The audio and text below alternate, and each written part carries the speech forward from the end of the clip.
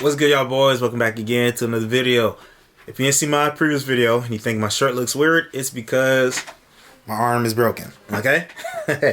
Anyways, without further ado, on my search to look for things to talk about, on my search to find something that I could give my opinion on and react to blindly, right? First look, I found this video where I saw like a snippet of it, just a snippet, like 2 seconds.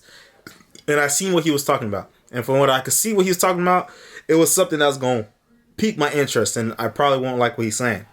But I feel like it would be important for me to talk about on this channel. Because it's the type of thinking that really, this type of mindset, I feel like is a psyop. On black people specifically. Yes. This is a black people video. So you better stay in and fucking listen and watch, okay? Listen, this is D.L. Hughley. Hi, Hughley? How you say his name? Hughley. He's a comedian. He's one of them people who I know their name, but I just don't know what they're from. Like, I've probably seen it, but off the top of my head, I just don't know if I seen his stand-up or if he was in a movie that I seen. But I know his name. He's a comedian. I've seen him before. So, I don't really have no bias towards one way or the other. You dig what I'm saying? So, we're just going to dive in and listen to what he had to say on this 4-minute clip from DJ Vlad. Successful black people are the exception used to make people feel bad. Yeah, so that's something, if you're black, okay, and deal and listen or tapped in a little bit with black intellectuals and black thinkers and people who like to talk about and think about black issues and research black issues, that's a phrase that you'll probably hear. Successful black people are the exception, not the rule. Black people have to work 100 times as harder than everybody else in order to get just half of a white man's success or whatever. Okay, that's the shit that they try to push. Do I agree with that? I don't agree with that. Okay, not in this day and age. I don't agree with that shit. No. I don't agree with it. Especially for all the programs that are there to help black people. I don't agree with it.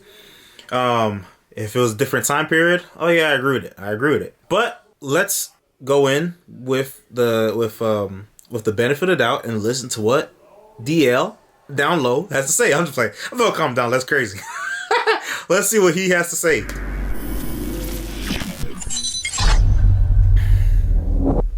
Listen, as an adult, so I fuck with that jacket. I was born in the Ukraine. We moved to the U.S. We lived in the projects in Springfield, Massachusetts for a little while, and then we moved. And then I grew up in a middle-class area in San Mateo, California, right? As an adult, I lived in the hood one time at one portion of my life. When I moved to New York in 2002, I lived in Brooklyn on Church and East 18. God damn. But now it's beautiful. No, it's not. It's not that bad. It ain't bad as it used to be. It was a crack block. Yeah, it's like, not bad like that. It was me. I was the only white person except for these two crackheads. Because it was a Caribbean neighborhood, right? So I stood out, right? Not that I felt uncomfortable. I just stood out. Because no one knew who DJ Vlad was. I had just started my DJ career. Me and these Yeah, that man's name was Vladimir. Crackheads. the only three white people on this block. And then I remember like coming home from a DJ gig, someone threw a bottle at my head coming off the train. And I'm like, Jeez. Oh shit. Then I had to come and I saw who it was. And that was the guy that was hanging out on the block. So the next day I'd have to come out and see this guy the next day. And I'm like, oh, okay, this is what it's like to live in the hood. I moved. I said, no, I'm good. I said, I'm not dealing with this level of conflict to just go outside. That was, I'm not going to say, oh, yeah, I experienced it. No, like I lived there for a while because I was too broke. I was sleeping on a couch. Right. But I'm like, yo, like this level of hostility and animosity to have to deal with this day after day without. Because he got a bottle thrown at his head. But that is real, though. That's real, and that's something that a lot of people don't think about. The level of hostility often is a lot, you never know if somebody look at you crazy, if somebody plotting on you, somebody think about they gonna rob you, they gonna shoot you, whatever. You never know. That's a lot to deal with. Okay, it's a lot to deal with and have that on your mental. It's without the ability to just go somewhere else. I ended up moving to like Borough Park, which is a Hasidic Jewish neighborhood. It was a poor neighborhood, but it was relatively peaceful because it was a bunch of Hasidic Jews. You know what I'm saying? It was a slummy area, but it was there was no violence, luckily. But like living in that, if you actually lived in that, if King got put in a situation where he had to live in those type of environments, he wouldn't be romanticizing it the way he did. Wouldn't. No. I read this, watched this documentary. It was on TV, and it's the tiger widows of. It was about these people that lived in India, and so when they would go out, the women would go out. The men would have to go out and get wood because they knew there was tigers in there. The men would go out and get wood and whatever they needed to bring back, but they always knew. So the tigers knew these motherfuckers come to get wood, and they would start to kill all the men. So the women, all the men That's were not funny. I'm not laughing at people getting killed. It's just No. sort of a weird situation. All the women the tigers are sitting there they were plotting. they started hunting. So the women had no men, so they had to move. And the tigers followed them. They're like, we're not letting this is the true shit. We're not letting that is what it's like. Do you know how black people that succeed are the exception and not the rule? And what they say to black people who succeed is to everybody else, look at them, you could do it too. Black people that succeed are the exception, not the rule. The rule generally is most people don't succeed because there's too many things that are leveled against you. What they do. I'm gonna stop him right there, and the reason I'm gonna stop him right there is because I don't fuck with that mindset, okay? Because a lot of that shit is mindset, and I'm not trying to sell you no stupid hustle, bro, Gary V type of inspirational yada yada yada yada yada. I just reality. It's about the mindset. If you think that you're going to fail, if you think, no, not even that you're going to fail. If you think that you can't succeed, I promise you, you won't succeed. Come on, bro. We are the masters of our own reality. This right here, the shit that we have in this Do is take the ones that do succeed. Oh shit, why did it start playing? Look at that. Look what my brain did. I'm just playing probably because of AirPod. We are the masters of our own reality. You dig what I'm saying? We create the plans. Our brain creates the path that we can take to make something happen for our life. You feel what I'm saying? So to say that, oh, it's the exception, not the rule. Okay, well, we can make it the rule if people make it the rule. You dig what I'm saying? If we make it the rule. The other aspect to what he said that I don't like, or that you have to examine, is, okay, look, they show you successful black people, and they show that you can't, they try to make somebody you can be like them, but you can't. What success are you talking about? Are you talking about a rapper? Are you talking about an NBA player, nigga? Are you talking about a nigga in the NFL? If that is your threshold for success, and not the person with a good job, the person that's a lawyer, the person that's a doctor, the person that's a successful salesman that has a family, at a house, that got income coming in. If you're not thinking about the regular people with regular jobs that make money, you're talking about the celebrities and athletes. That's already the 1% of people. So if, of course, a lot of people are not going to be that level successful. Not everyone's going to be a famous rapper. Not everybody's going to go crazy and go big, go to the league. Not everybody's doing that shit. But if you focus on other things, right. If you could put the mindset of, because really what they be selling to black people is fairy tales. That's what they sell to black people. That you can be this, you could be a rapper, you can be you could be in the league, you can join the league. That's the fairy tale that they sell black people. Not, oh, you can go to school, you can get a good job, or you can go and you figure out what skills you have and use your skills to get a good job, to start a business. They don't sell black people that. They sell them bullshit. So of course, if your threshold, if your ceiling that you're aiming for is bullshit that most people can't even get to, then yeah, it's gonna make you feel bad. But what we have to change is the mindset. We have to change the culture. And that's what it comes down to. Okay, because what they do, they're talking about rappers, and I think I kind of talked about this idea in another video, the previous video. That when somebody says something, you have to examine what they're really talking about, because they use a broad term, success. Right? Success could be a lot of different things.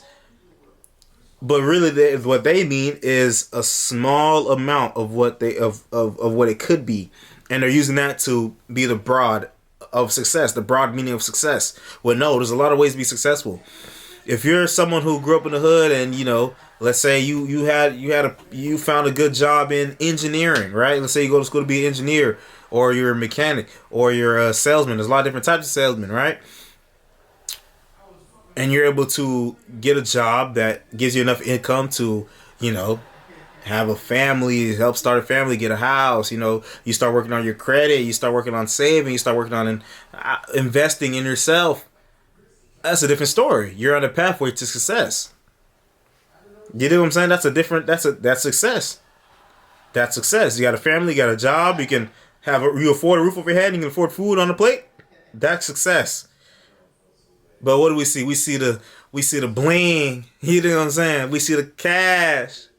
You know what I'm saying? We see the glam. That's what we want. That's success. That's real success. Well, all these bad bitches, that's a success. Yeah. Throwing money, you know what I'm saying? Doing the money spread. Stacks in your hand. Showing out. That's what they try to make a lot of black people think is what the threshold for success is. Okay? That's the example of success, not the regular shit. And make the people that didn't feel bad. Because you should have been able to do this exceptional thing that happened. All everybody wants is to be regular and have a decent life. If you see black people they generally have done something exceptional. They've exceeded expectations. They have cut themselves. They have found a way to beat the odds. But they're held up at the example of the things you should be able to do when you're not. If everybody that lived in any circumstances had the ability to have a decent life, just being a regular dude, not exceptional, not unexceptional, just a regular person, I think we'd have less strife, but we don't. Because we see unexceptional white guys get to be these extraordinary things, and you're like, wow. But we're the people who have a level of success from our communities. Here we go. Blaming the white man again.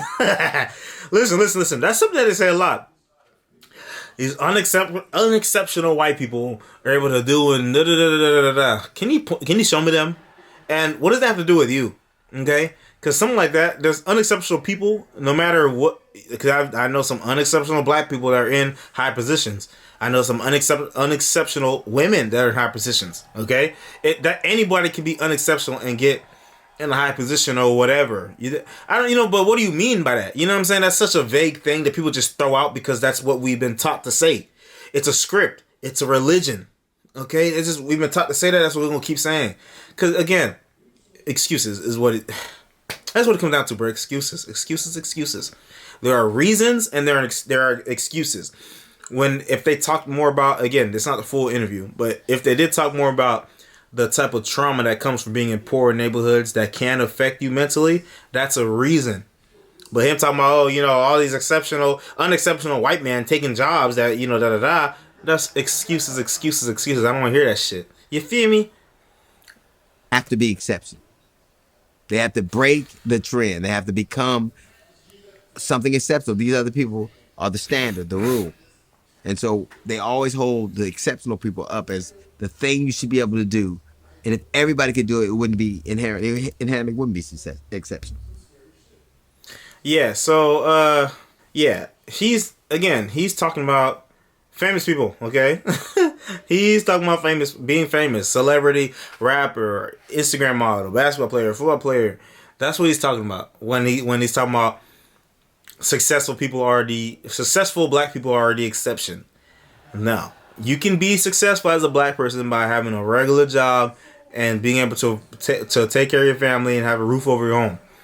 A black lawyer is successful. A black tech engineer is successful. A black mechanic that has his own auto shop, you're successful. You did the thing. If being a millionaire is what you mean by successful, well, most people are not going to be millionaires, okay? It is what it is, bro. It is what it is. I found a way to be successful. First, I listened to my mother when she said, please promise me that you will not join a gang or deal with drugs anyway. Second, I graduated from college. Third, I married at 37. My only child was born when I was 38. Damn, 38? Having a kid? Phew. Nigga, you finna be tired, boy, but hey, love to you. It's important to recognize that it is true that black people in this country have had different challenges than other groups. Yes. We must also acknowledge that accountability is an important variable in achievement success. Yes. I'm a black Dominican. I'm a black Dominican. My aunt and my mother came to the U.S. in the 1980s and definitely sacrificed a lot for me and my family. I do remember them sending money back home and helping other brothers, only for most of these people to develop a sense of consistent dependency. Immigrants and the children will never understand this. They see things different because of the handout, citizenship, green card that America gave them. Citizenship is a handout? What? A green card is a handout? What? We get it, DL, and thank you. I'm disliking that. It is not a handout. It is legal immigration. That's what I'm saying. What are you talking about, handout? I remember when this conversation came up before. They're like, oh, immigrants come here and they get handouts from the government. They get special loans. What? I don't got no loan. Well, I'm not an immigrant. I was born here, but my parents are immigrants. They ain't get no special loan. My parents just work. They work, and save money and don't spend it on nothing. Except for food and bills and gas. You think what I'm saying? So what are you talking about? And then, so I've been wanting to see examples of the handouts they talk about. Look, this person says the example is citizenship and green card. Niggas talking about legal immigration. Shut up. To become a citizen, you have to earn it by being a good moral character person with no criminal record. Is a minimum of 5 years before a legal immigrant can apply. A DUI can delay your citizenship for more than 10 years. Not paying taxes will also disqualify you. There you go. It is hard to climb up out of it depending where your family is. Living in the hood is all about how your parents navigated you through their observation and what they were willing to accept. And when you come of age, you're going to accept what your parents accepted, or you're going to fight hard to make a change for you all, or yourself. It doesn't matter the topic. He'll find a way. Talking about DJ Vlad? Okay. Vlad should just interview himself one day and tell his own life story instead of looking at everyone confusing. Okay. Listen. If you're an interviewer and you're having a conversation, you're gonna relate to yourself too, because you're talking to a person. I get people don't like Vlad. I don't necessarily like that motherfucker either. But come on, bro. Come on. You're criticizing something that people do when they have conversations. He gave the relation to him in the beginning, and then he let DL talk. What are you talking about? Dislike. Level of conflict is what most of us from the hood have dealt with. I look at it like this. If my great-grandmother could leave a plantation around 1872-ish and be successful until 1929, if my dad could grow up in poverty in the 1930s and be successful, then I could be successful too. I taught my son that while America ain't perfect, there are a million ways to be successful in it regardless of your race, period. He makes twice as much as I do. He is the first generation to graduate college, ironically, since my great-grandmother in the 1870s. DL is saying that anomalies shouldn't set the bar for success. Well, what are you considering an anomaly? Well, what are you considering a success, bro? That's what it comes down to. Alright, we're not gonna read no more. I think I got my point across, okay? But I'm glad that I found this, because it's the type of thing that, that's the video. Let me know what you think in the comments down below. Do you agree with anything I said? Do you disagree? Do you agree with DL Hughley? How do you say his last name? Let me know in the comments below how you say his last name. I don't feel like Googling it. I don't care. But yeah, though. I'll see you in the next video. Make sure you like, comment, subscribe, share, and hit the notification bell. Peace out.